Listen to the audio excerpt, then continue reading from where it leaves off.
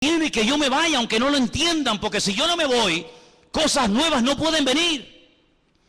Se produciría en vuestra vida una dependencia casi diríamos que enfermiza, en el sentido de que no seríais capaces ni ir ni de aquí a la esquina. Pero tenéis que aprender a vivir, entre comillas, solos, enfrentaros a los problemas solos, organizar vuestro tiempo libre, tenéis que comenzar a desarrollar un nuevo estilo de vida. Y sobre todas las cosas, cuando yo me vaya, yo a la diestra del Padre le rogaré a mi Padre para que os envíe al Consolador, para que esté con vosotros para siempre. Yo no puedo estar de momento con vosotros para siempre, pero cuando Él venga, y la pregunta es, ¿vino o no vino? ¿Vino el Consolador? ¿Vino el Espíritu Santo a la iglesia, a este mundo, sí o no? Pues dice, Él tomará de lo mío y Él os lo hará saber. Las cosas que han de venir, Él te las va a susurrar al oído. Porque dice la Biblia que las cosas ocultas, pues ahí están ocultas, pero las cosas reveladas son para nosotros, sus siervos, los que creemos en Él y le honramos con todo el corazón. ¿Cuántos dicen amén? Así que para nosotros la Biblia no es como para el mundo un libro más, papel y tinta, muy interesante, sino que para nosotros la Biblia es un libro vivo a través del cual Dios nos habla. Pero esta palabra, esta letra negra en hojas blancas, tiene que cobrar vida cuando viene el Espíritu que la inspiró. Y entonces Él nos recuerda las cosas, Él nos ilumina el camino, Él toma de Cristo y lo glorifica en nuestra vida. A eso tenemos que ser sensibles. Pero si entramos en un círculo de religiosidad, si no hay una renovación espiritual, si no hay un crecimiento, si hay una vida rutinaria, monótona, tú no te vas a enterar de nada. Pero dice la palabra del Señor que no solamente tenemos que acordarnos de su palabra. Fijaros en el versículo 4, dice, acordaos de la ley de Moisés. En otras palabras, hay que echar un ojo al pasado, a lo que se dijo, a lo que se escribió, a lo que se profetizó, a lo que se reveló. Pero también dice en el versículo 5, pero yo os envío al profeta Elías. Es decir, con un ojo miramos atrás a lo escrito y con un ojo miramos adelante a lo que está a punto de cumplirse. Hay gente que solamente mira atrás. Hay gente que solamente mira al pasado. Incluso algunos, cuando van a dar algún testimonio, te cuentan un testimonio de hace 10 años. Que está bien, gloria a Dios, lo que el Señor hizo en tu vida hace 10 años. Me parece muy bonito. Pero ¿y hoy? ¿Hoy? ¿Tienes algo nuevo que contar? O cuando te pida un testimonio vas a subir aquí y me vas a contar cómo te convertiste y cómo Dios te sanó y cómo Dios te liberó hace 40 años. Y ahora ya tienes 40 años más y no hay novedad, no hay renuevo en tu vida. No, mirar atrás a lo que se escribió, mirar a mi siervo, mirar a las profecías. Pero no se olviden que también hay que mirar adelante, a lo que viene. ¿Cuántos dicen amén? Y nosotros vamos a ser una generación que vamos a ver cosas que ninguna generación de la historia vio. Porque la Biblia dice que las cosas que ninguno vio, las cosas que ninguno oyó, son las que las verán y las experimentarán aquellas personas que aman al Señor. ¿Pero en qué estás metido tú? ¿Estudias la palabra?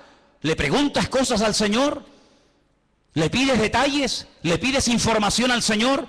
Hermanos, cuando se captura a un soldado enemigo, se le interroga, se le saca información. ¿Dónde están los aviones? Dime, ¿dónde están las tropas? ¿Por dónde van a atacar? ¿Cuántos sois? ¿Cómo se llaman vuestros generales? ¿Qué planes tenéis? ¿Qué proyectos tenéis? ¿Qué día pensabais atacar? ¿Por tierra, por mar, por aire? Se le saca información. Nosotros tenemos la mejor fuente de información que jamás ser humano podría tener en esta vida, y es la fuente genuina, la fuente verdadera, y es la fuente de nuestro Dios, el que nos revela la verdad, el que nos muestra el camino. Lámpara es a mis pies tu palabra y lumbrera mi camino. Dice que es como una antorcha que alumbra en medio de las tinieblas, para que aquel día no os sorprenda como ladrón en la noche. Nosotros podemos saber quién será y quién no será el anticristo, hasta cómo se va a llamar, y cómo va a ser, y cómo va a hablar, y dónde va a vivir, y qué va a hacer, y dónde va a morir. Lo sabemos nosotros. ¿Por qué? Porque miramos a lo escrito, pero también miramos con suma cautela al futuro, porque sabemos que lo que se escribió se va a cumplir sí o sí en nuestros tiempos. ¿Cuántos dicen amén?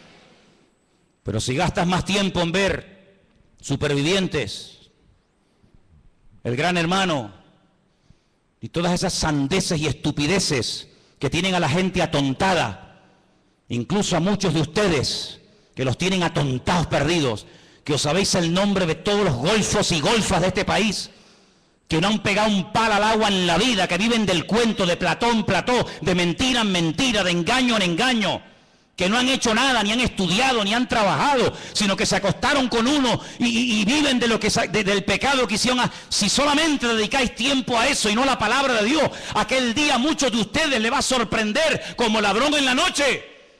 Pero el Señor dijo, ustedes no pueden ser así. Ustedes tienen que estar velando y orando para que el diablo no os sorprenda y para que no os quedéis sin aceite, sino que viváis renovados. Ahora, ¿qué ocurre con este pueblo? Entró en una actitud muy peligrosa y contagiosa. Dejadme que os diga algo. La salud no se contagia. Usted está sano y se junta un enfermo y su salud no contagia, no contagia en el buen sentido de la palabra a ningún enfermo. Y aquí tenemos un gran enfermero entre nosotros que nos lo podría decir, y tenemos hermanos que entienden de esto. Usted va a un hospital, usted está sano, no tiene ninguna enfermedad, no tiene ningún problema, su salud no se transmite a nadie. Pero cuidado, hay algunas enfermedades que si no tomamos medidas preventivas, sí nos pueden ellos contaminar a nosotros. ¿Sí o no? Es una cosa increíble, ¿no? Como una manzana podrida puede afectar a todo un saco y no todo un saco a una sola. Es increíble, pero es así. Pero Dios nos habla a través de lo natural para que entendamos cómo funciona también el mundo espiritual. Ahora fíjense qué curioso, esta gente entró en una actitud de queja. Y la queja es el cáncer del espíritu que mata la fe del pueblo de Dios. Cuanto más se queje, más oportunidades tendrá el enemigo para afectarle su fe, para desconectarle del Señor, para nublarle la visión, para sacar conclusiones equivocadas, para ver lo que no es y no ver lo que sí es. La queja es un pecado terrible que ha afectado a millones de seres humanos, pero lamentablemente de ministerios, de líderes de alabanza, de líderes de jóvenes y de creyentes en toda la faz de la tierra. Y a veces hablas con un creyente y habla exactamente igual que un inconverso, menos cuando entra al culto, que parece que se transforma y comienza en ese tiempito a comportarse como un cristiano, pero lo sacas del ambientillo y habla igual, se comporta igual, actúa igual, piensa igual, sus metas son exactamente iguales. ¿Por qué? Porque ha habido un cambio tal vez exterior, pero no ha habido un cambio, una transformación en lo más profundo de su corazón. Y quiero leerles un versículo en esta tarde que se encuentra en el libro de los Hechos. El libro de los Hechos, lo había apuntado por aquí. Un versículo muy interesante. Cuando Pedro está predicando su primer mensaje en el día de Pentecostés, en Hechos capítulo 2. Hechos capítulo 2.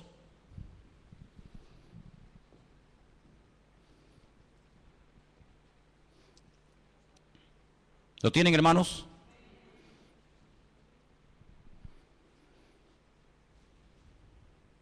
En Hechos capítulo 2 el apóstol Pedro se pone de pie y le dice a los creyentes que estaban en aquel lugar: ustedes lo que tienen que hacer es un cambio de actitud ya. Versículo 38.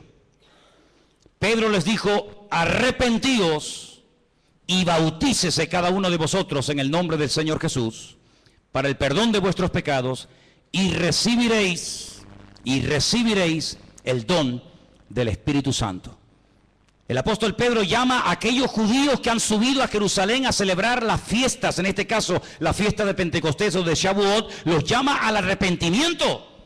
Ahora, no había subido una multitud de paganos, de idólatras de todas las naciones de la tierra para ir al templo de Jerusalén a adorar al Dios vivo, no. Habían subido multitudes, miles y miles de personas, familias enteras, habían ido a Jerusalén para adorar al Dios vivo, luego eran creyentes. No eran paganos, no eran idólatras, eran personas que viajaban de España, de Italia, de Grecia, de Babilonia, de Irán, de África, de todas partes del mundo, días, semanas enteras para ir a Jerusalén a adorar a Dios. Y a esas multitudes que iban cargados con sus ofrendas, con sus diezmos, a esas multitudes Pedro les dice: arrepentíos. En otras palabras, no solamente el arrepentimiento es para el inconverso, para el que practica la idolatría, para el que practica el pecado, sino que también el arrepentimiento, el cambio de vida, también es para el creyente y para el Hijo de Dios. ¿Cuántos dicen amén? Cada día tenemos que arrepentirnos de algo. Tenemos que arrepentirnos cada día siempre de algo, siempre y cuando te mires al espejo del Señor. Claro, si te miras en el espejo de otro que vive peor que tú eres un fuera de serie. Pero si nos ponemos delante de la presencia del Señor, cada día nos damos cuenta de que hay algo en lo que tenemos que cambiar. Algo que tenemos que dejar atrás, una renovación, una transformación. Y por eso Pedro los llama al arrepentimiento. Por eso Pedro los confronta. Y más adelante, si siguiéramos leyendo su mensaje, dice que le dice a la multitud que el Señor está como retenido en el cielo hasta el tiempo de la restauración de todas las cosas. Y ahora, volviendo a Malaquías, nos encontramos que el Señor les dice al pueblo: cuando yo envíe a mi siervo a predicarles, dice en el versículo 2, vosotros los que teméis mi nombre, nacerá el sol de justicia, en sus alas traerá salvación. Esa palabra es la palabra marpé, que viene de un verbo hebreo que es rafá, que significa curación o sanidad. Así que realmente, más que salvación, porque la salvación no la tiene que traer el Señor, porque ya está aquí, ya hemos sido salvos por medio de la fe, dice la Biblia. Pero cuando el Señor viene, dice que viene a traer sanidad, viene a traer restauración. Y hay muchas personas que han nacido de nuevo, digamos que son salvas, pero están enfermas. Están enfermos en su alma. Por eso no pueden alabar a Dios, aunque sean cristianos. No pueden alabar a Dios, porque su alma está encarcelada. Y esa es una sensación que David experimentó un tiempo de su vida, no siempre, pero un tiempo de su vida.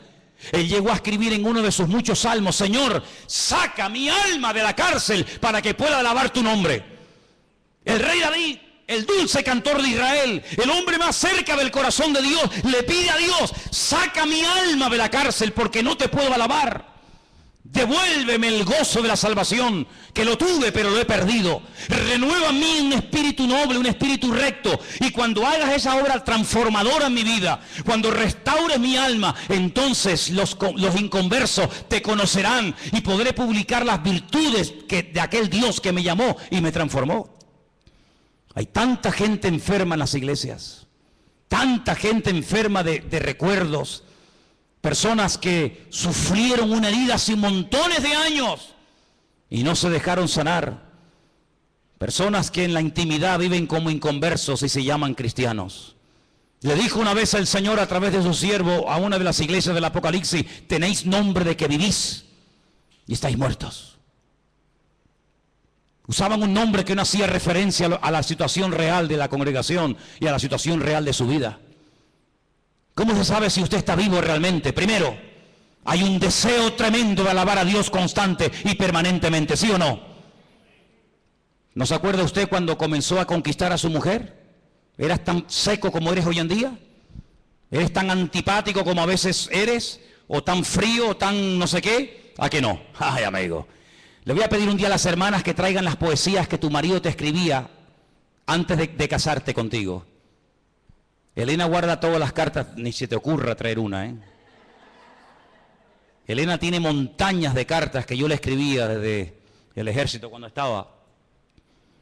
Las cosas que uno decía para conquistar a esa mujer, ¿verdad? Uno no sé de dónde sacaba ese ramalazo de Gustavo Adolfo Bécquer. No sé de dónde sacaba uno eso. Después ya se acabó todo eso. Se acabó todo eso. Qué tremendo, ¿no? Pues eso es la primera característica de un cristiano que está vivo, que tiene ganas de alabar a Dios, porque está enamorado de ese Dios que le ha transformado la vida. Cuando un creyente no alaba a Dios, está enfermo. Está enfermo. Si usted no tiene ganas de alabar a Dios, tu amor hacia Él se ha apagado. Si tú ya no tienes ganas de decirle nada a tu esposa o a tu marido, es que tú ya no lo amas como al principio. Ya para ti el vivir o el convivir con él ya es como una especie de, bueno, esto es lo que hay. Sin embargo, en la Biblia nos llama a una renovación constante y permanente. Vivir con un hombre, vivir con una mujer a la cual no amas y del cual no estás enamorado, tiene que ser una tortura. Hasta asco te tiene que dar que te ponga la mano encima. Estar al lado de un hombre, dormir al lado de un hombre y de una mujer que no amas cuando tu corazón no está con ella o cuando tu corazón no está con él, tiene que ser una tortura terrible. No ves la hora de salir de esa casa. Siempre hay algo que te atrae más que estar en casa. ¿Por qué? Porque no quieres estar con ese hombre, porque no quieres estar con esa persona. Cualquier cosa te atrae. Sin embargo, cuando estás enamorado de él o de ella, ay amigo, las horas son segundos, ¿a que sí? Pero cuando no hay amor, los segundos te parecen eternidad. Eso es lo que pasa con el Señor. Lo segundo que pasa cuando uno está enamorado del Señor es que le quiere hablar a todo el mundo de lo que tú tienes. Al amigo, al vecino, al compañero de trabajo, al primo, al cuñado, al de arriba, al de abajo, a todo el mundo. ¿Por qué? Porque quieres como que todo el mundo ame y sirva al Señor como tú lo estás haciendo. Pero cuando una persona no le habla a nadie del Señor, es porque no está orgulloso y no quiere presumir del Señor que tiene. ¿No tienes nada que decir? ¿Qué le voy a contar yo a mi vecino de Dios si yo ni siquiera le conozco? ¿Qué le voy yo a hablar a mi vecino del amor a Dios cuando yo ya ni le amo tanto, ni le alabo, ni le adoro? Es otra característica. Y podríamos hablar de muchas. Por eso el Señor le dice, mira, lo que a ustedes hace falta es una renovación espiritual. Y entonces dice que les enviaría al profeta Elías. Y ahí se produciría una restauración en el seno de la familia. Lean conmigo el versículo 5. 4:5 de Malaquías. He aquí, yo os envío al profeta, ¿qué dice? Elías, antes de que venga el día del Señor grande y terrible. ¿Saben que hasta el día de hoy Israel está esperando a Elías? En todas las sinagogas del mundo, en todas. Hay una silla muy bonita, enorme, en la cual nadie se sienta. Algunas veces la forran hasta con plástico para que no se eche a perder, ni se manche, ni se ensucie. Y cuando preguntas, esta silla tan grande, tan diferente a todas las demás, ¿esto qué es? Te dicen, esta es la silla donde se sentará el profeta Elías cuando venga. Y dice la Biblia que una de las cosas que haría Elías sería hacer volver el corazón de los padres hacia los hijos y el corazón de los hijos hacia los padres. Esa es una reconciliación de generaciones. Una reconciliación entre el pasado y el presente. Una reconciliación en la familia. Qué triste cuando a veces se han dividido iglesias y unos miembros de una familia están en una congregación y otros miembros de la misma familia están en otra congregación. Y salen el domingo de la casa y unos se van con papá a un culto y otros se van con mamá o con el primo, con el tío, yo qué sé, se van a otra iglesia. ¡Qué terrible! ¡Qué terrible que ni siquiera son capaces los miembros de una misma familia ir a un mismo lugar a alabar al Señor! El Evangelio, en vez de unirlos, los ha separado. El Evangelio, en vez de poner amor entre ellos, ha puesto un distanciamiento que aunque viven bajo el mismo techo y comen en la misma cama, o en la misma mesa y duermen en la misma cama, hay un abismo entre ellos. Y el Señor sabe que una familia dividida es una familia que no tiene nada que aportar a una congregación.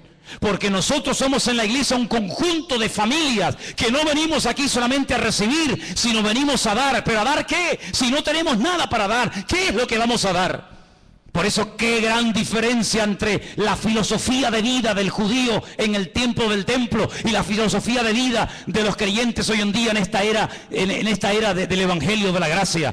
El judío iba al templo a dar, el judío viajaba días, semanas para ir al templo a dar, para ir al templo a adorar. El creyente viene al templo generalmente para recibir, a ver de qué nos va a predicar hoy el pastor.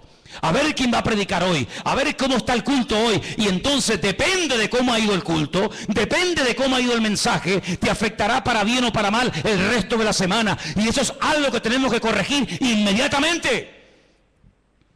¿A ti qué más te da quién predique o quién no predique el domingo? Y si predicó bien o predicó mal.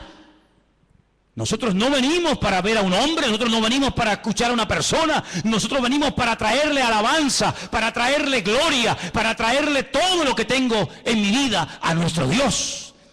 Y si todos viniéramos para dar, no nos preocuparía ningún detalle que no haya salido como nosotros creíamos que tenía que haber salido, porque no vinimos a eso, no vinimos a cuestionar, vinimos a dar honra y alabanza al Señor. ¿Cuántos dicen amén? Algunos dirán, bueno, esto que vas a decir ahora no es aplicable. Ya vas a ver que sí, es muy aplicable. El Señor un día se paró, dice, para ver cómo la gente venía al templo a ofrendar. Y al final de todo se reúne con sus discípulos y les revela algo tremendo. Y les dice, ¿sabéis? La cantidad de gente que ha pasado por el alfolí trayendo sus ofrendas y sus diezmos, ¿sabéis? De toda la multitud, ¿quién ha dado más? Los discípulos no contestaron, tal vez tuvieron miedo de dar una respuesta equivocada. El Señor le dijo, esta mujer, esta, la viuda, que ni siquiera la Biblia nos dice cómo se llamaba, esta es la que más ha dado. Unas moneditas. Pero ¿sabes qué? Todos estos que han pasado antes que ella han dado de las sobras. Y cuando uno da algo que le sobra, tú no estás dando nada. Si tú tienes ropa que ya no usas en tu casa y la das al rastro, tú no estás dando nada. Tú te estás desprendiendo de lo que ya no te gusta ni lo que ya no quieres usar. Dar es cuando dice mi mejor traje, mi mejor corbata, mi mejor pantalón, mi mejor lo que sea, yo lo doy a un hermano ahí donde te duele, porque estás dando lo que te gusta, lo que amas, lo que aprecias. Pero dar ropa vieja, dar ropa que está sucia, dar ropa que es del año catapum, dar ropa que te da vergüenza ponértela, tú no estás dando nada. Te estamos haciendo un favor nosotros con sacarte la basura que ya no te quieres poner. Y encima después presume de, no, yo he dado. ¿Tú qué has dado? Tú no has dado nada. Esta es la que ha dado, porque estos han dado de las sobras. Y mientras des de lo que te sobra, no estás dando. Pero esta ha dado todo cuanto tenía. Así que el Señor no solamente ve cómo damos, sino por qué damos y cómo damos. La actitud de esta mujer es la que le tocó el corazón al Señor, y no la de todos aquellos religiosos que de cara a la galería presumían de que habían dado, pero sin embargo ella dio, dice, de una forma que impactó el corazón del Señor. ¿Cuántos dicen amén? Esa es la actitud con la que tú tienes que vivir, y yo y todos y cada uno de nosotros, de sacrificarnos y de esforzarnos por el reino. Qué poco sacrificio hoy en día hay en el pueblo de Dios, qué pocos sacrificados hoy en día se ven en las iglesias a la hora de servir al Señor. Qué poco sacrificio hay a veces en nuestra vida. Cuántas excusas ponemos a la hora de no, es que no puedo, es que tal, es que cual. Cuántas cosas ponemos, ¿verdad? Siempre como excusas para no esforzarnos por el reino del Señor. El próximo mes cumpliremos 14 años, ¿no? Aquí. Este mes de mayo cumplimos aquí 14 años. 14 años que se dice pronto. Sin el esfuerzo, sin el apoyo de un remanente fiel que siempre ha habido, hubiera sido prácticamente imposible llegar a este punto. Los que vienen y van, los que hoy en día los ves aquí saltando y brincando, y la semana que viene ni sabes si vendrán. Una iglesia no se sostiene de esa manera, pero cuando hay hombres y mujeres fieles que preguntan, oye, ¿cómo va la obra? Oye, ¿hace falta algo? ¿Hay algún necesitado entre nosotros? ¿Hay alguna carencia? Con ese tipo de personas, con ese tipo de actitud, es que con el que se sustenta la obra, con el que se mantiene la fidelidad de una congregación. Y podemos decir, 14 años hemos estado aquí. ¿Por qué? Porque ha habido gente fiel, que a veces se ha sacrificado y le ha dado al Señor lo que saben que tenían que haberle dado. ¿Cuántos dicen amén?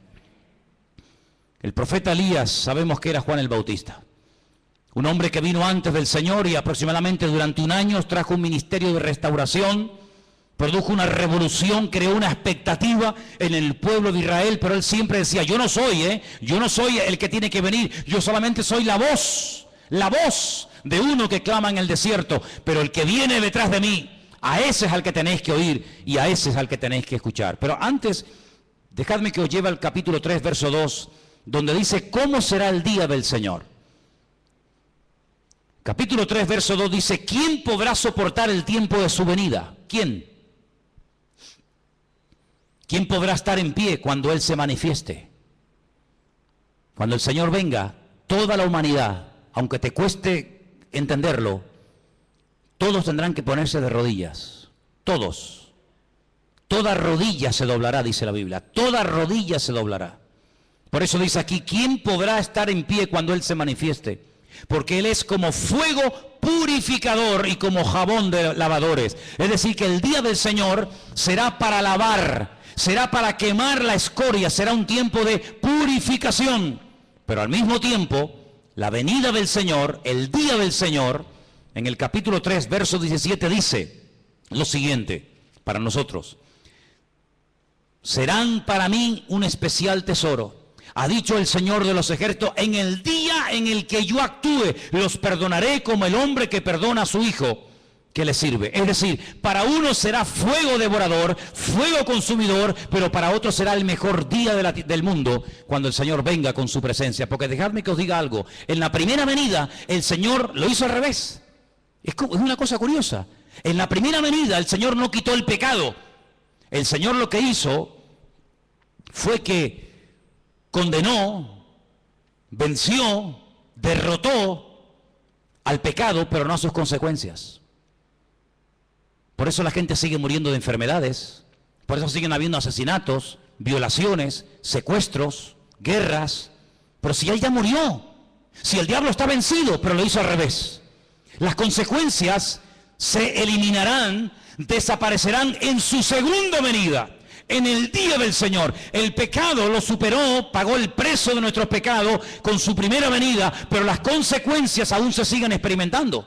El alma que pecare, esa morirá, dice la Biblia. Pero en su segunda venida dice la Biblia que las consecuencias del pecado se eliminarán. Por eso dice que ya nadie va a llorar más, nadie va a morir, nadie tendrá enfermedades. ¿Por qué? Porque su segunda venida será no solamente un tiempo de purificación y de bendición, sino que Él quitará toda maldición de la tierra. La palabra maldición, jerén, se puede traducir de dos formas, de un término polivalente: por destrucción o por maldición. Hasta el día de hoy las maldiciones hereditarias en los que aborrecen al Señor se siguen manifestando. Hasta el día de hoy el diablo sigue hurtando, matando y destruyendo, aunque está vencido. Pero en su segunda venida, cuando lo ate y tiempo más adelante lo echa al horno de fuego, dice la palabra de Dios que nunca más habrá maldición, ni muerte, ni traiciones, ni violaciones, ni asesinatos, ni enfermedades, ni despedidas, ni nada, sino que la obra del Señor será una obra totalmente completa. Ahora, en Nazaret, donde el Señor se crió, Él fue un día a la sinagoga y dice que lo invitaron a leer. Y él leyó la siguiente porción, si quieren venir conmigo, en Lucas 4:16. El Señor entra a la sinagoga de Nazaret y lee una porción muy interesante del profeta Isaías. Y dice lo siguiente, Lucas 4, versículo 16. Vino a Nazaret, donde él se había criado, y en el día de reposo entró en la sinagoga conforme a su costumbre y se levantó a leer. Es decir, que el Señor entraba a la sinagoga y no pasaba desapercibida su presencia. Él participaba leyendo, orando, sanando. No vemos al Señor de una forma ahí oculto en la sinagoga, sino que cada vez que lo vemos en el interior de una sinagoga, lo vemos siempre haciendo algo. Y en este caso dice que se levanta ahora a leer y se le dio el libro del profeta Isaías. Y habiendo abierto el libro, halló el lugar donde estaba escrito. Escuche, esta es la porción, qué bueno que lo tenemos en la Biblia, sabemos lo que él leyó ese día, y fue esto: el Espíritu del Señor está sobre mí, por cuanto me ha ungido para dar buenas nuevas a los pobres. Me ha enviado a sanar a los quebrantados de corazón, a pregonar libertad a los cautivos, vista a los ciegos, a poner en libertad a los oprimidos y a predicar el año agradable del Señor. Enrollando el libro se lo dio al ministro y se sentó, y los ojos de todos en la sinagoga estaban fijos en él. Comenzó a decirles: hoy se ha cumplido esta escritura delante de todos vosotros. Esa escritura que el Señor leyó se encuentra en el libro del profeta Isaías, capítulo 61. Cuando lleguen a casa, buscan Isaías 61, versículo 1 y versículo 2.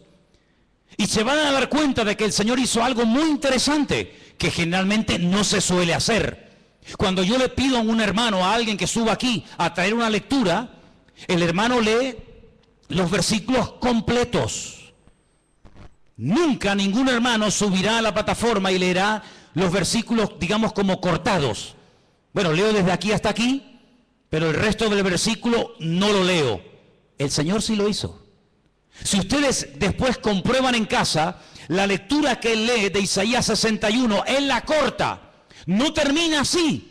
No termina así el versículo que él está leyendo. No termina diciendo a predicar el año agradable del Señor, sino que dice más, pero a propósito paró. Y el resto no lo leyó. Y cuando él se siente, la gente se le queda mirando como diciendo, pero ¿por qué ha leído así? ¿Por qué ha cortado? ¿Por qué ha mutilado el texto? Y se le quedan mirando, él se levanta y dice, ¿sabéis una cosa? Esto que acabo de leer, esta porción que acabo de leer, se ha cumplido hoy delante de todos vosotros. Es decir, él te está diciendo que en su primera venida, en su primera manifestación visible, lo que él acaba de leer iba a ser la tónica, lo normal en su ministerio. Libertad, sanidad, predicación del evangelio en las calles, sanar a los quebrantados de corazón, etcétera, etcétera. Pero la otra parte no tenía que ver con su primera venida, sino con su segunda venida, y es de la cual está hablando el profeta Malaquías. Luego nosotros creemos, y es muy claro en la palabra, que el Mesías vendría dos veces.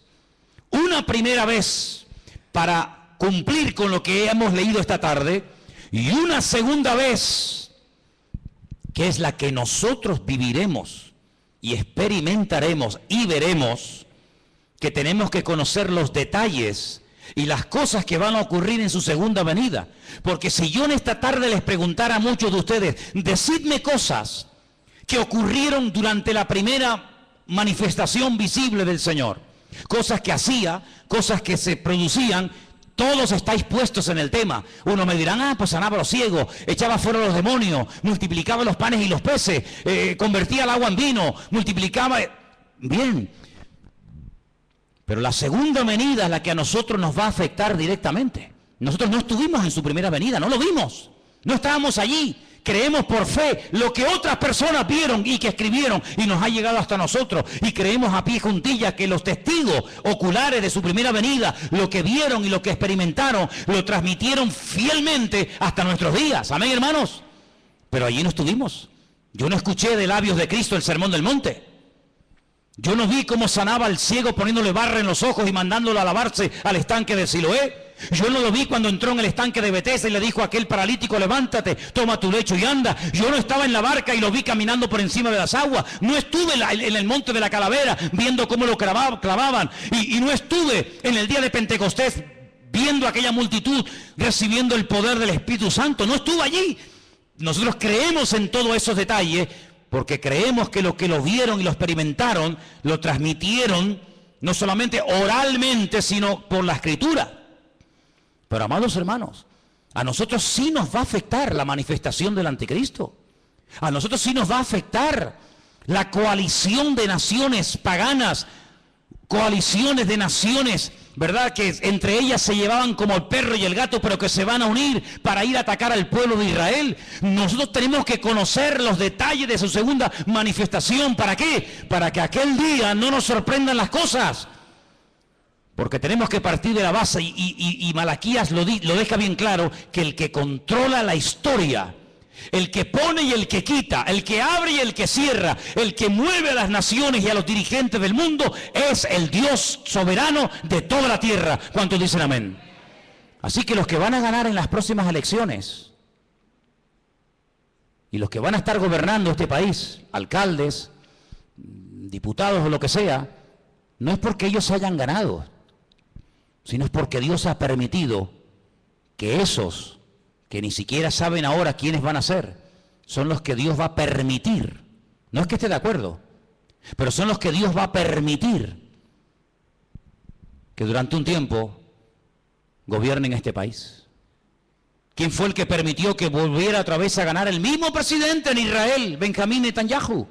Nadie decía que iba a ganar, todo el mundo decía, esta vez no sale, esta vez no sale. ¿Quién es el que ha permitido eso? El Dios Todopoderoso, el que controla los movimientos de las naciones. Y Dios tendrá que poner a veces gobernantes terribles, terribles, injustos, depravados, ateos, que no aman a Dios ni a su palabra se someten, Dios permitirá que durante un tiempo estén ahí para que las profecías de la palabra se puedan llegar a cumplir, queridos hermanos. Pero tenemos que orar y no sorprendernos y no tener favoritismo ni inclinaciones a un lado o a otro lado, sino decir que se haga la voluntad del Señor. Conozco gente que se ha ido al muro de los lamentos en Jerusalén y se han puesto a orar para que no venga el anticristo. Y creen que no va a venir porque ellos han orado. Y yo si tuviera que decirles, si ser sincero, les diría, yo oraría todo lo contrario, que venga ya. Porque hasta que no venga no podrá venir el Señor. Así que, amados, ese concepto de esto es bueno y esto es malo, es que tú no has entendido nada. En Dios no hay nada malo. En Dios todo es perfecto y todo sale según el plan y según el diseño de Dios. ¿Quién le puso a Augusto César que censara a todo el mundo en su época? ¿Asunto de qué? Amigo, pero es que sus padres vivían muy lejos de Belén de Judea. ¿Y qué va a mover a una mujer embarazada del norte de Israel, ir hasta casi hasta el sur? ¿A qué? Porque tienes que ir, porque el rey Augusto César así lo ha decretado. Y tuvo que haber un Poncio Pilato que no se apiadara lo más mínimo del Señor, y aunque reconociera que era un ser inocente, que no merecía aquella paliza que le estaban dando y aquella muerte terrible que experimentaría, Dios permitió que hubiera un Poncio Pilato, porque si no hubiera un Poncio Pilato, Jesús no hubiera muerto. Y Dios tuvo que permitir un Nerón, y Dios tuvo que permitir tantas cosas a lo largo de la historia, como tendrá que permitir que se levante un falso profeta y un falso Mesías. ¿Para qué? Para que las profecías se cumplan. Y los maduros, los que tienen una visión del reino, los que ven en el horizonte el mundo espiritual, van a reconocer que los últimos tiempos serán tiempos de cambios. Tiempos donde la única seguridad que tendremos es la seguridad que nos produce Él y su palabra a través de sus promesas. ¿Cuántos dicen amén? Así que la confianza no está puesta en este o en aquel. La confianza del creyente tiene que estar puesta en el Señor. ¿Cuántos dicen amén? Por eso, amados hermanos, cuando los judíos en las sinagogas leen el último capítulo de Malaquías, no lo terminan con la palabra jerén o maldición, sino que vuelven otra vez a leer el versículo 5, diciendo que el profeta Elías vendría. Pero ¿sabéis qué, hermanos? Cuando alguien espera que ocurra algo y no se produce, dice que se convierte en un tormento al corazón. Es decir, si tú esperas algo de tu padre, de tu madre, de tu hijo, de un hermano o de un amigo, y no lo recibes, te sientes mal. Y por eso ellos, amados hermanos, esperan que venga el Elías. ¿Y sabes qué? Elías no vendrá otra vez, porque Jesús dijo, si queréis recibirlo, el Elías que había de venir, ya vino. Así que tenemos que abrir nuestros ojos y pedirle al Señor en estos últimos tiempos, Señor, danos discernimiento espiritual.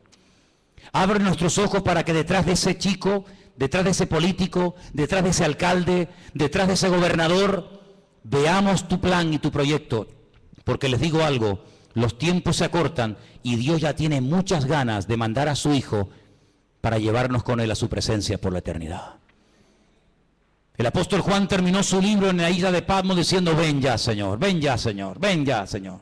Ya han muerto todos mis compañeros, ya han muerto miles de hermanos, ven pronto, Señor Jesús. Pero dice la Escritura que Él no retarda su promesa como algunos la tienen por tardanza, sino que Él es paciente y misericordioso, dando oportunidad tras oportunidad para que aquellos que aún no han cambiado, que no se han arrepentido y que no han decidido seguir al Señor, tengan cada día una oportunidad de poder hacerlo. Cierra tus ojos ahí donde estás.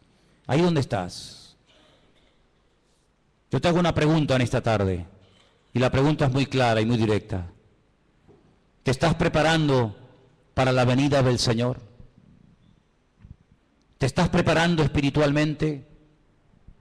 ¿Estás preparando tu corazón, tu mente? ¿Te estás preparando para la venida, para el día del Señor? Porque si no te estás preparando para su venida, entonces, ¿para qué te estás preparando? ¿Es que acaso hay algo más importante? ¿Es que tienes tú otros planes diferentes a los que Él tiene para ti? Esa es la cruda realidad de muchos creyentes hoy en día, que tienen sus propios planes, sus propios proyectos personales, y por eso las cosas del reino no les entusiasman. Y como dijo alguien, donde no hay entusiasmo por la obra de Dios, no se puede esperar bendición. Donde hay bendición es donde creamos una atmósfera, una expectativa de querer recibir el toque de Dios. Así que, amados hermanos, vamos a prepararnos, vamos a dedicar un poquito más de tiempo a nuestro Dios.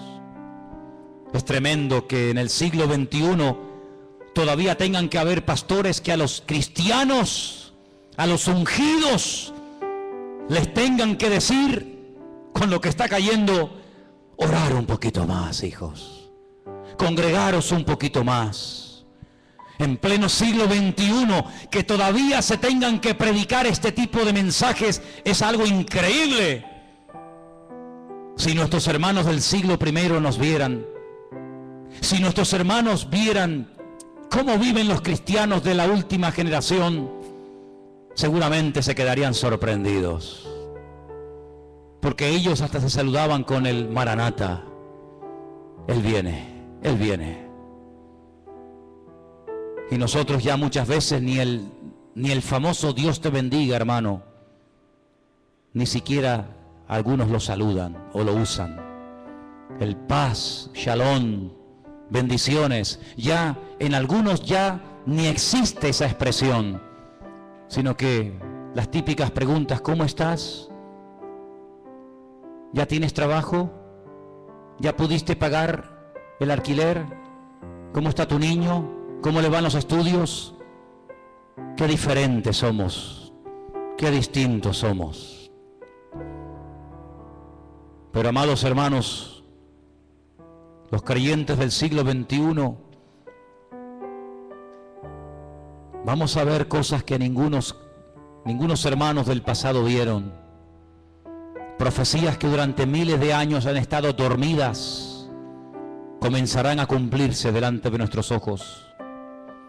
Y solamente para aquellos hombres y mujeres que le aman y le sirven de verdad, solamente para ellos,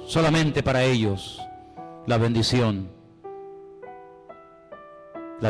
de Dios les alcanzará.